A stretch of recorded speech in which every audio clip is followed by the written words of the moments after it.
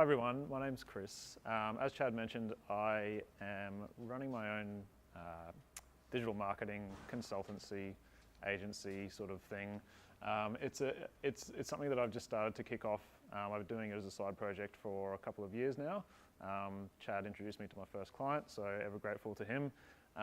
And I guess my background has been in media agencies and digital marketing agencies and advertising agencies and creative agencies. And I guess over the years I've sort of built up a bit of an understanding of, you know, how the kind of national and state-based brands, how their budgets kind of work and where they put their media dollars towards.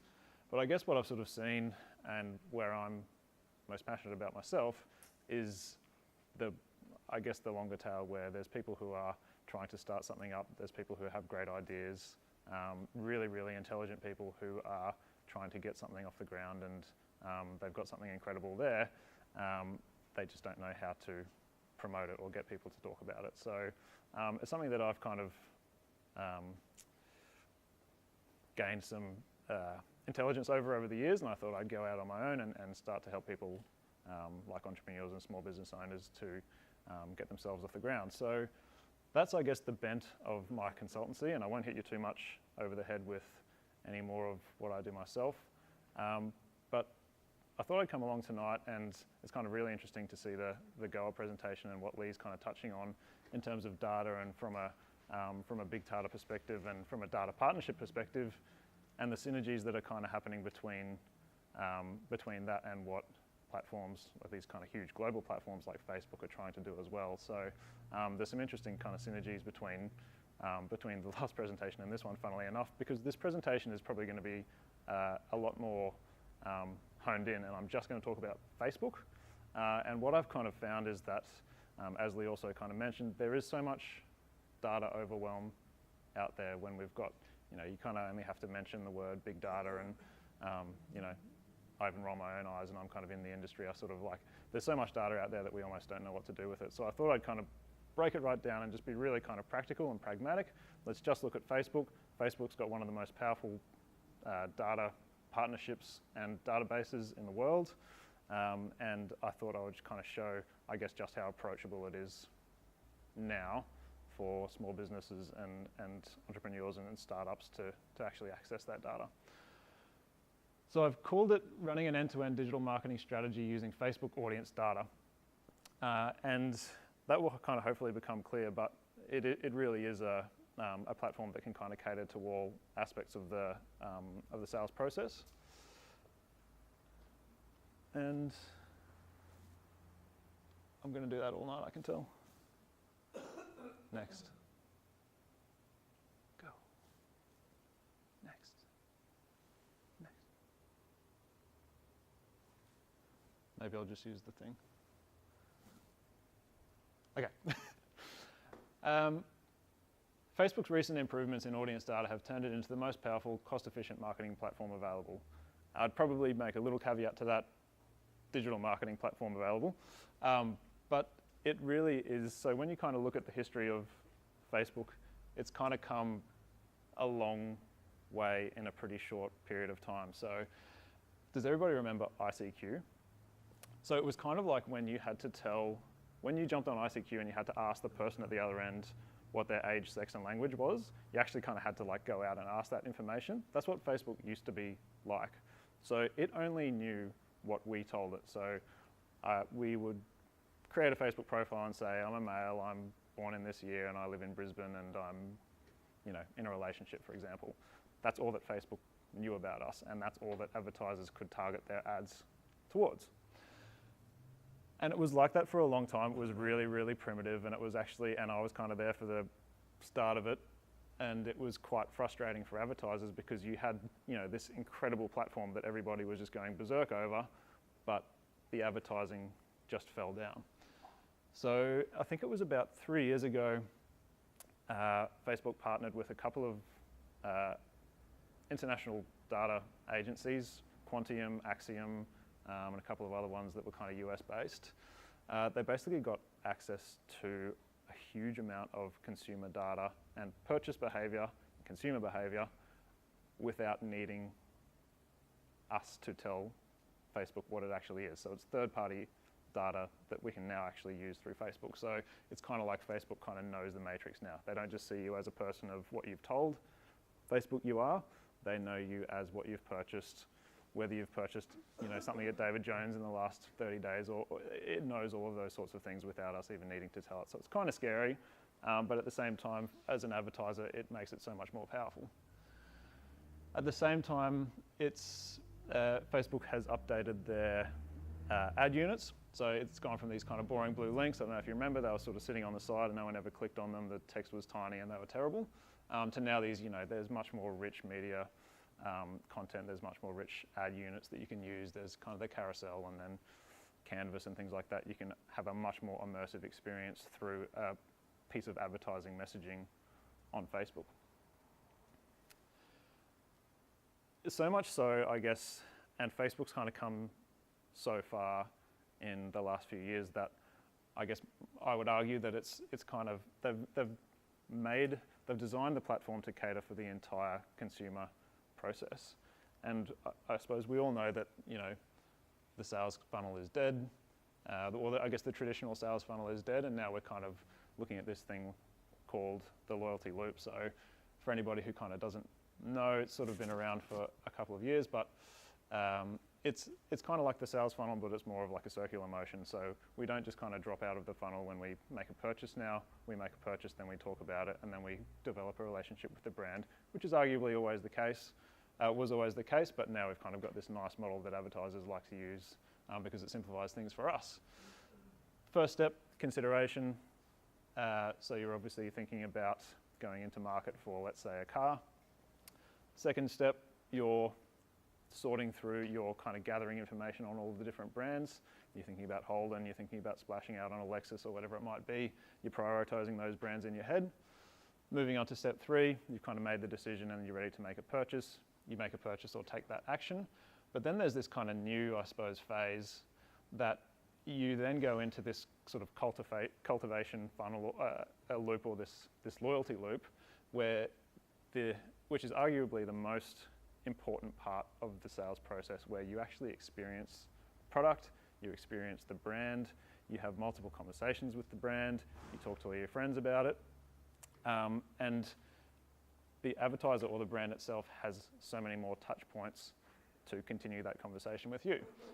Hopefully, ideally, to get you to repeat the process and go back and make another purchase. So when you think about overlaying, some of the symbols haven't worked out. When you think about overlaying, again, this is just looking at digital platforms over the loyalty funnel, you can see that, yes, the consideration set, I think that should actually be, what do I have there? Good question. You've got things like email, and Facebook is kind of at the start there. Then you've got the sorting process. You might Google something, but basically what I'm saying is everybody is always on Facebook, and Facebook has done a great job of catering for your consumer needs throughout that entire process. At the purchase or action stage, Facebook is there as well, and then where it really kind of comes into its own is this cultivation or this loyalty loop that ends up happening.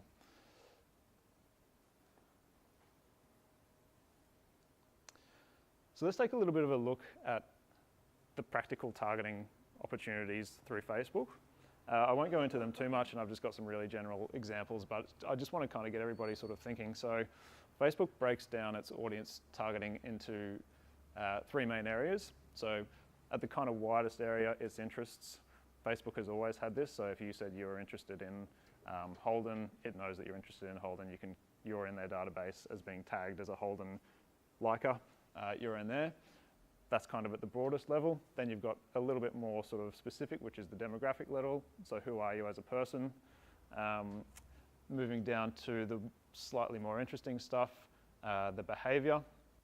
So what's your behavior as a consumer, and what do you actually do, and purchase habits.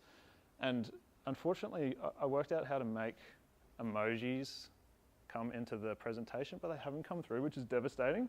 But that's a unicorn at the bottom. So the unicorn is the retargeting thing, which I'm going to touch on later, but it's a unicorn because it's actually the most special stage. So interests, what do they like? demographics, who are they as people, behaviours, how do they live. So from an interest perspective, it's, again, the most general stuff. So it's what you like, what you're a fan of, and things like that. So generally just kind of pulling out a few examples, people interested in graphic design, investment banking, entrepreneurship, if you're a fan of French food, four-wheel driving, tattoos, things like that. So these are all targeting options. So when you think about your consumer, you can actually segment them on Facebook through this and then target them with ads. I'm sure that's nothing new. I'm sure you're getting targeted with ads all day anyway. From a demographic perspective, looking at things like how do we kind of categorize them as a person, university graduates, people who are a high net worth, people who are renters, people who are newly married, farmers, parents with toddlers, that sort of things. But then getting into the more interesting stuff, and this is where the partnerships, the global partnerships with the likes of Quantium comes into play as they start to form these behavioural frameworks around you as a consumer. So, and we start to understand how consumers actually live their lives. So are they an Aussie expat? You can actually target Internet Explorer users if you so wish, people who are property investors, business traders, people who regularly buy clothes or who are maybe a little bit more fashion forward, early tech adopters, late tech adopters, all of those sorts of slightly more richer intelligence around consumers we can actually target through Facebook. But I guess when you've got all of those individually, but when it really kind of comes into its own and when you really do get powerful is when you start to layer some of those targeting opportunities over each other. So you could actually, so this is Captain Risky, the budget direct guy, and I don't know why I thought of him, but I just thought randomly you could, if you wanted to target him, you would, this is basically how you would do it. You would layer someone who's employed as a full-time stunt driver, which is actually a targeting option on Facebook. He's a US expat. I took a stab and said his income's over 100,000. I thought he may be on a pretty good wicket. And then importantly, when you're kind of doing this layering for your campaign, you can negative target as well. So you can say, does not have car insurance or does not have life insurance or whatever it might be. So that's just kind of a reasonably practical example of how it would take place. But then when you get into, so this is the kind of unicorns, Facebook has put a lot of investment into, and they're probably the first on the market, there's a few other digital platforms that do it now, but this concept of retargeting and custom audiences. So it gives you three main options. Broadly, there's website visitors and the two others, but retargeting to your website visitors is the conventional retargeting. So if you get someone to click on an ad and they come through to your website, and let's say they come through to, I don't know, you're a Holden and they come through to the hatchback section of your website, you can tag them as a hatchback interested person. They've actually had an engagement with your brand, they're familiar at least with the brand and the product, and then you can put them into a database of your own, and then you have that custom database to do whatever you want with. So you can then target them with more hatchback messages, or you can kind of encourage them to maybe go for a sedan or maybe upgrade to an SUV, whatever it might be. What's really interesting is when you are building, for example, an email database, or you have an SMS database of your customers and you have it segmented in your own business's database, you can actually upload that as a custom audience to Facebook. So if you have intelligence on your own consumers and they are in that loyalty loop, maybe they've made a purchase, you can upload that audience to Facebook and then target those guys specifically with very, very highly stylized marketing messages. So once you kind of start, I just wanted to kind of put it out there, once you start to think about it, you can start to think about the practicalities of it and how you might use it yourselves. But that's, I guess, the pinnacle of Facebook advertising.